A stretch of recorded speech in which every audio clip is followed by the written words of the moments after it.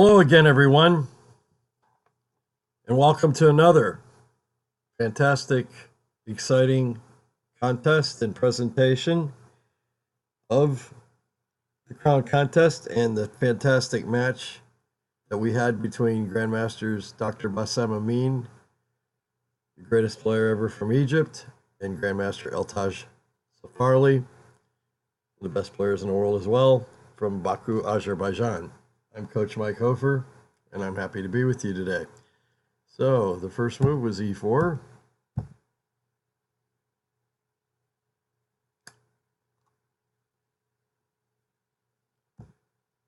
I kind of expected Eltaj might play e5. I don't know why. Also expected it a week later against Gadir Guseinov, and Eltaj played c5 again. He normally plays c5 over the board, but he has played e5 a lot lately. I felt like it might not be a great idea for Eltaj to take on Dr. Amin's King's Indian attack. He's one of the best in the world at the King's Indian attack.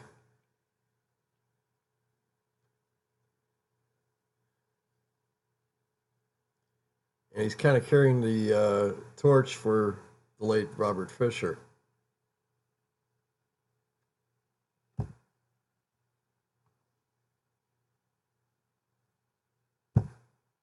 Dr. Amin played knight f3, as everybody always does. Eltaj played knight c6. He alternates between d6 and knight c6.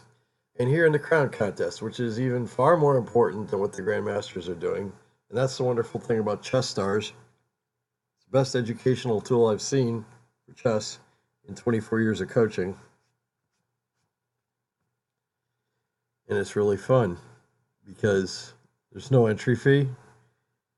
You get to predict the Grandmaster's moves, and if you're correct, you can win cash money. And their kids have won the contest, the amateurs have won the contest, and a bunch of GMs are also in the contest every week. But because Stockfish is on the screen, and you have my commentary, and usually ChessStars, we give you a level playing field for what the selection should or could be. However, the contest is often won by the off the wall, out of the box move, sometimes even a losing move, because we're predicting human moves, not computer moves. So Nenad Robulj and Yuri Solodovnichenko bravely put 25 crowns on knight c6 and both won 458 crowns. Nenad at this point has the lead by a few crowns over Yuri. Sasha's third. Victor Mago, 136 crowns, tied for fourth with Hector Arias, both of Venezuela. Dr. Amin played d3. He's going into King's Indian attack.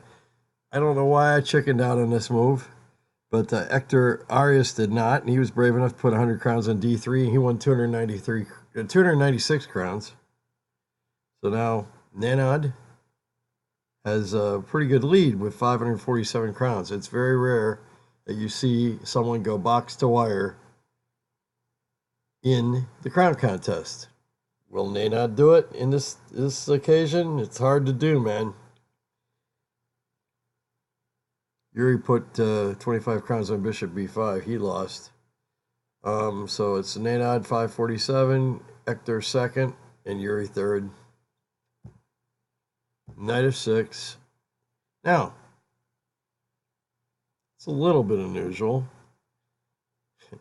apparently, because only Amy Liu put 5 crowns on knight of 6, and she got 865 crowns in the lead. I'm sorry to be the one to tell you this, but we still haven't figured out who Amy Liu is. So there you go. We got some of the best grandmasters in the world who are now losing to Amy Liu, and we don't even know who she is. G3, obvious and good. D5, this is all normal stuff. Now, when black plays D5, and we're playing a King's Indian attack as white, well, the threat is pawn takes pawn, the queen's coming off. Well, you don't want to trade queens as white, so knight bd2 is mandatory. That was an easy move. And now the next move is normally, let me scroll down here, something like e6, g6. Yeah, those are the two main moves. Eltaj played bishop g4. I don't think that's a good move. At the time, I hated it. But then the more I started looking at it, I began to realize what Eltaj might be up to. And I did speak to him after the game. He told me he was making all this stuff up as he's going along. And the only way this move really makes sense is if black is intending to castle long, which, as a King's Indian attack player myself at the Correspondence World Championship level, I have had players try to frustrate me by castling queenside. It doesn't happen often, and it creates a very dynamic game. But it can be handled. Dr. Amin says, "Get off my front porch." It's a reasonable reaction when somebody puts a piece on your side of the board, because if you let a piece hang on your side of the board long enough, bad things happen. Only Blotz Kozmach was the one to put 100 on h3. He won 1,073 crowns, and suddenly Blotz is in the lead ahead of Amy with Nenad in third. Oh, Nenad's lead didn't last long. Oh, wow. Nenad, don't dream it's over. Eltaj moves his bishop back to h5 because it's the only place to go to make sense. Otherwise, if he drops back the other way, he'd be admitting that he made a mistake. So now he's kind of stuck with his setup, and that bishop could very well be knocked back to g6, and then it's going to be biting on the granite of the pawns at e4 and d3. What do I know? Bishop g2, and now queen c7. And here's the confirmation that Eltaj intends to go queenside.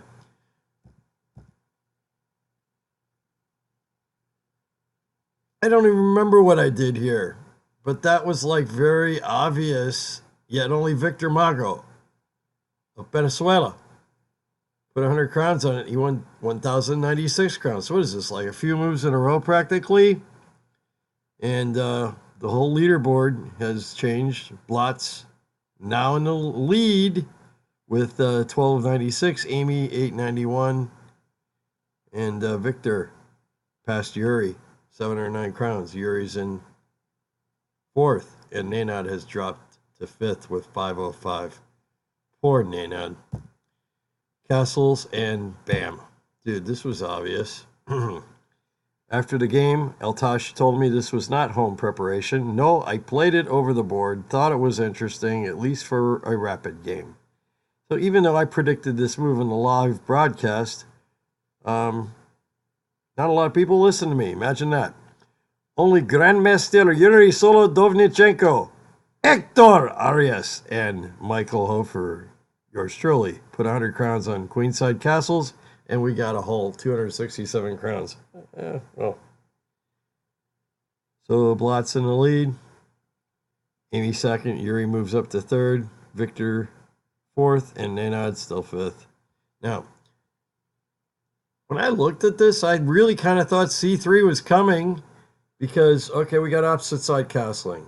And I read The Art of the Middle Game by Karas and Kotov, and the great Paul Karas said, you got to throw your pawns at the other guy's castling shelter, and whomever's pawns hits first wins.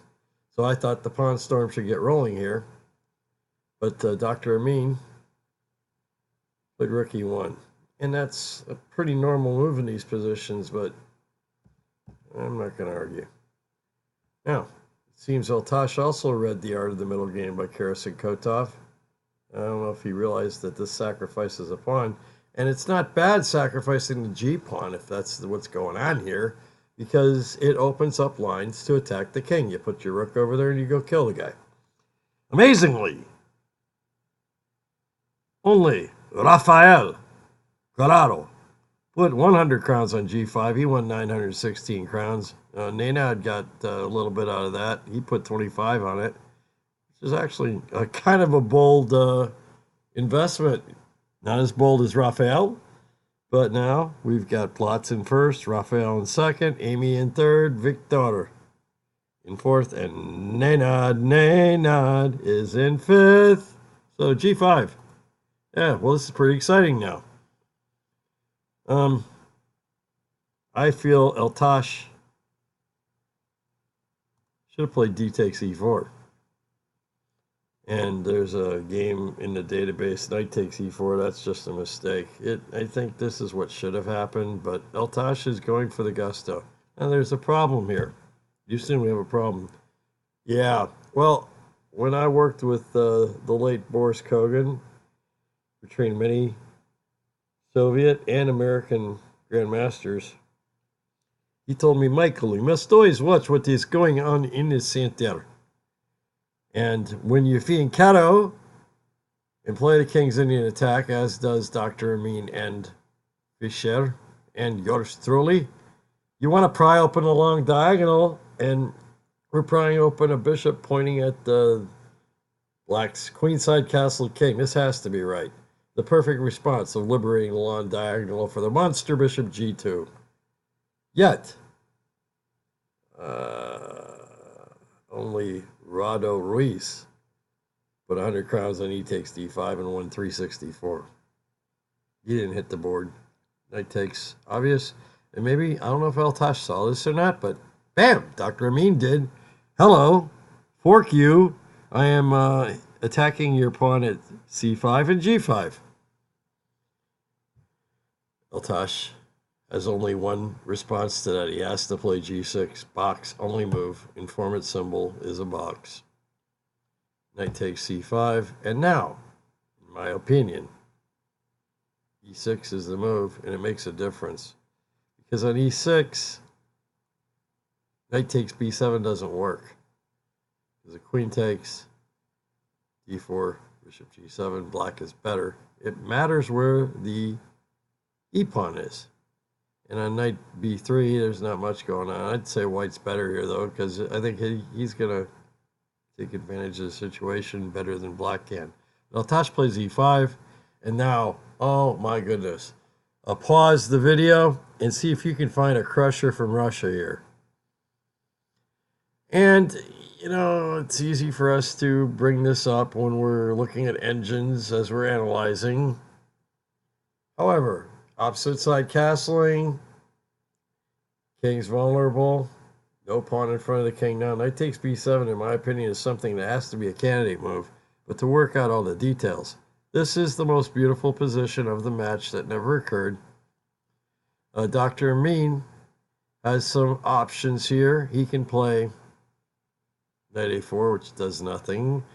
Knight b3, which is what he did.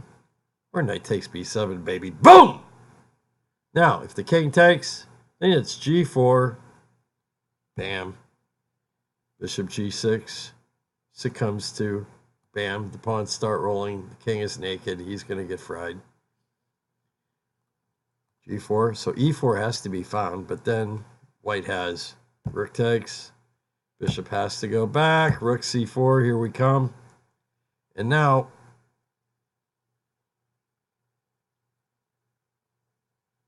I like white.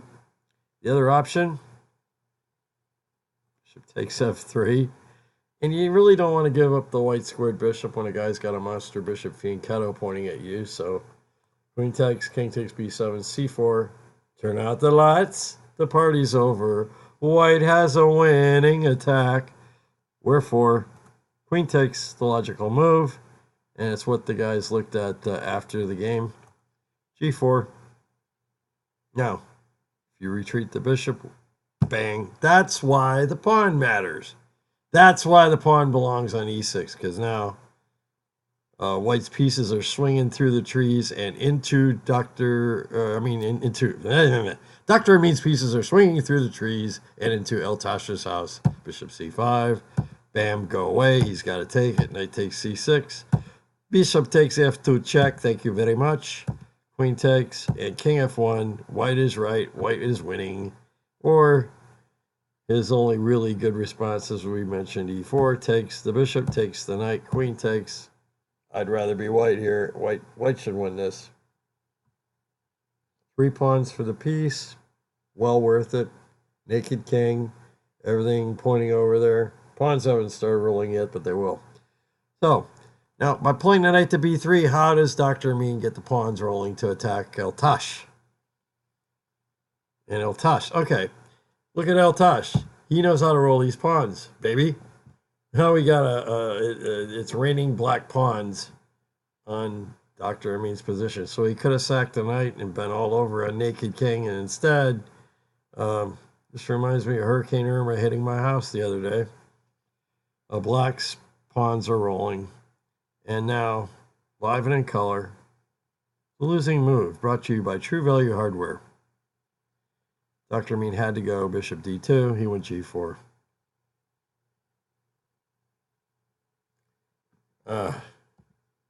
You know, I love Dr. Amin. I really do. I think he's a great player. We all make mistakes, and this is rapid.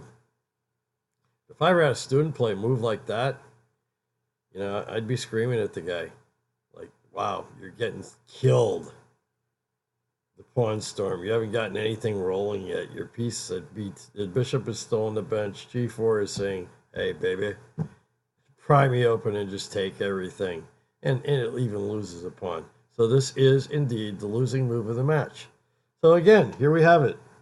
The game is over, almost. Well, technically, Black should win this. However, the crown contest is totally up in the air. So as I told you, it's more important than what the Grandmasters are doing, because the live participants, the reason people come here is to try to win the contest. So, wow, this is who can predict all this? Well, we do have a series of forced moves. Of course, Eltaj takes, and Dr. Amin has to move the knight, and boom, there's another free pawn, and now it's white, whose king is naked. Bishop takes, takes. Now we got the queen and the king on the same line on an open file.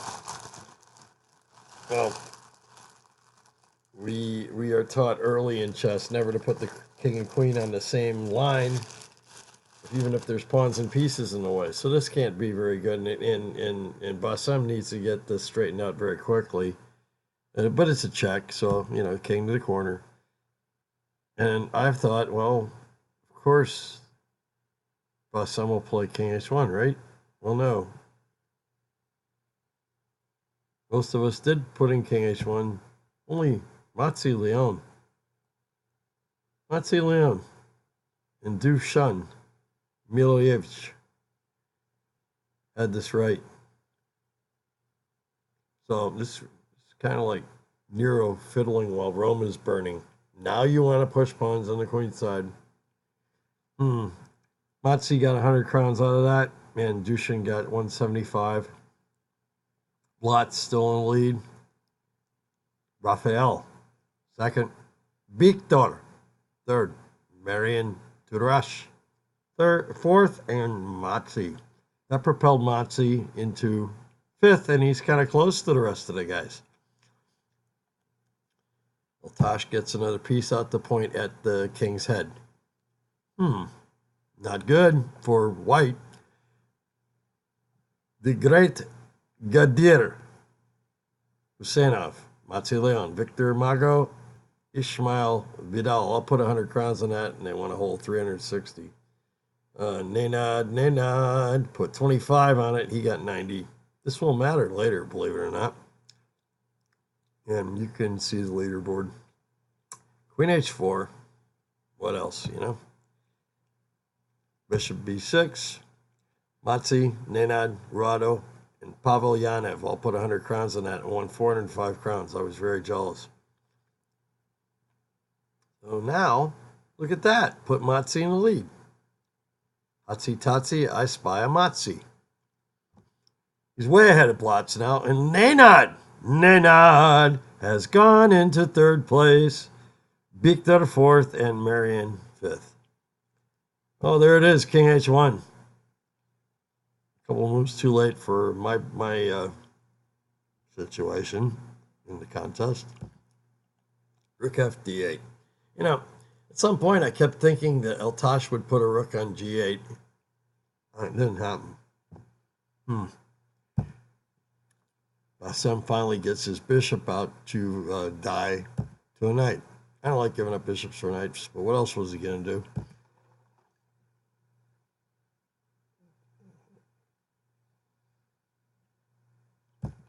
87.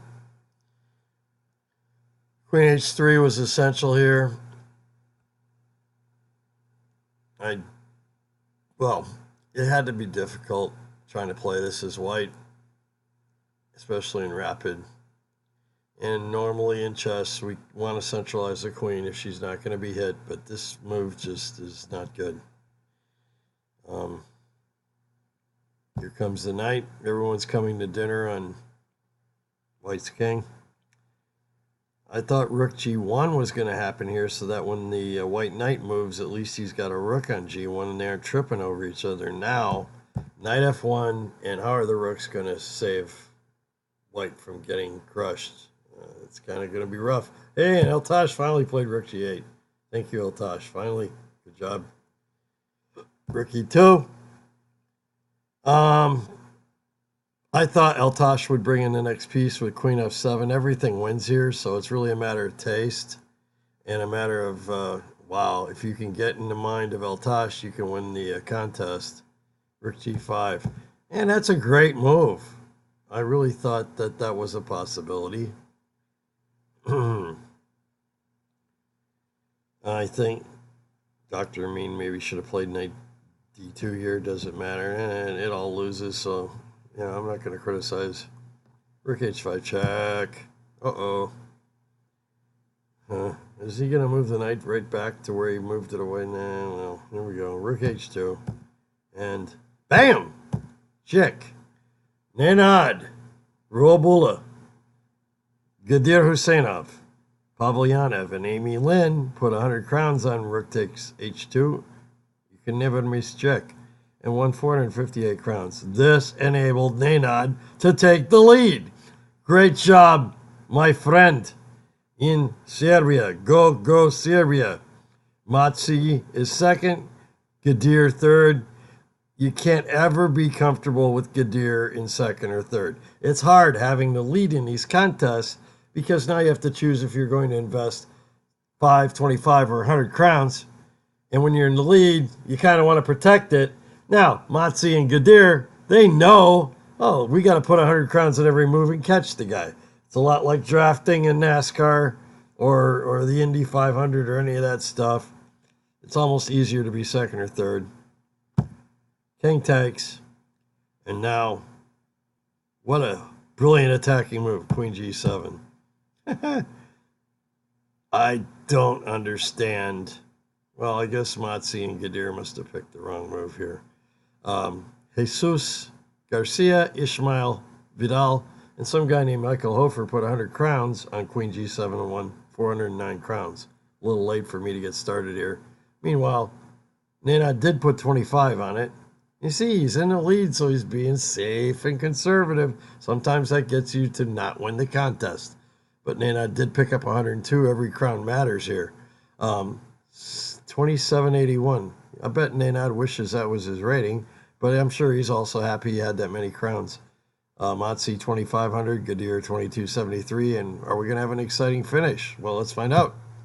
Queen G2, obvious. And now we had some guys that were smart enough to figure Queen G F6 was going to happen here, and I was one of them. Imagine that. Actually, maybe Queen F7 is better, but I picked Queen F6, but I only put 25 on it. So I only got 84. But smarter than me, Orkan Abdulov, Yuri, Solo, Dovnichenko, good job Solo, and Viktor Mago. They put the 100 crowns on Queen F6, and they won 337. Nenad has a 400 crown. No, he's got a 300 crown lead. 320. Matsi second. Gadir. Okay, knight BD2. No. That knight. Oh, Queen of 6, right. And then that knight that never should have gone to B3. Now finally going to try to get over there to protect the king. And, well, it's too late to get the pawns rolling. They never got started. Oh, Yuri, Solo. Solo put 100 crowns on this. So did the Orkan man and Sinisa Pizzella. They got 361 crowns. Nenad lost 25 crowns on d4. Nenad still with a pretty comfortable lead, except he's being chased by Matsi and Gadir. And I guess you could even throw Pavel, Yanov, and Yuri in the mix for maybe being able to catch Nenad. Well, here we go. Bishop takes was correct. Everyone had that. I don't understand this one, man. Well, when you're getting killed, what does it matter? What does it matter? What does it matter? Oh, the only people that were able to predict knight f3, another losing move. And, you know, we almost should change the name of the contest from choose your move and win to choose a losing move and win. Because that, if when you do pick the losing move, you get a lot of crowns. And Rafael Corrado did that. He got 965, as did Hector Arias. So what's the leaderboard look like now? Nenad 2804, Matsi 2418, the great Gadir 2207, Pavel 2164, and Yuri 2122. Yuri's always dangerous, so if he's anywhere in the hunt. However, knight f3 was so bad, and every 8-year-old Russian schoolboy would find knight h4, and so does the Azerbaijani Eltaj Safarli. Dr. Amin resigned. Nenad won the contest. Matsi second. Gadir third. Pavel fourth. Yuri fifth. Blatz sixth. Victor seventh. Rafael eighth. Amy Lou. Somebody tell me who this person is. She did very well. Ninth. And Marian Tudorosh 10th. Congratulations to the winners. This was fun and frustrating to watch. And I hope you guys, we'll see you soon at ChessStars.com. Saturdays and Sundays, 3 p.m. Eastern Time. No entry fee, and you too can win.